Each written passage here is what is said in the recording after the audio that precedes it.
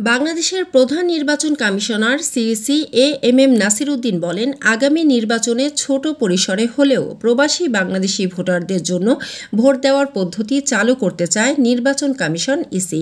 প্রবাসীদের ভোটাধিকার নিয়ে অংশীজনদের সঙ্গে আয়োজিত এক সেমিনারের উদ্বোধনী অনুষ্ঠানে আজ মঙ্গলবার একথা বলেন সিইসি। রাজধানীর আগারগাঁওয়ে নির্বাচন ভবন মিলনায়তনে সেমিনারটি আয়োজন করা হয়। বিএনপি, বাংলাদেশ জামায়াতে ইসলামী, জাতীয় নাগরিক পার্টি সহ এনসিপি, বিভিন্ন রাজনৈতিক দলের প্রতিনিধি, বিভিন্ন গণমাধ্যমের সম্পাদক, তাদের প্রতিনিধি ও বিশ্ববিদ্যালয়ের শিক্ষকেরা সেমিনারে অংশ নেন।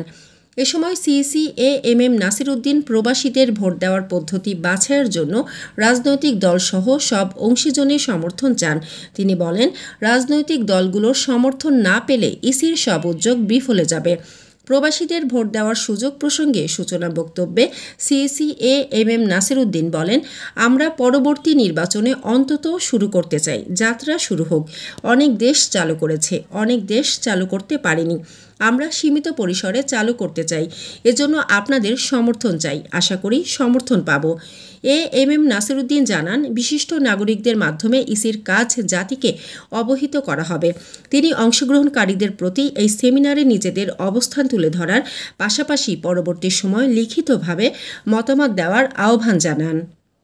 মানসম্মত হাঁস ও মোরগের চাহিদা পূরণ করতে আল আমিন হালাল লাইফ পোল্ট্রি রয়েছে আপনারই পাশে। আমরা হাঁস, মোরগ, কবুতর, কোয়েল, টার্কি ও খরগোশ পাইকারি মূল্যে বিক্রয় করি।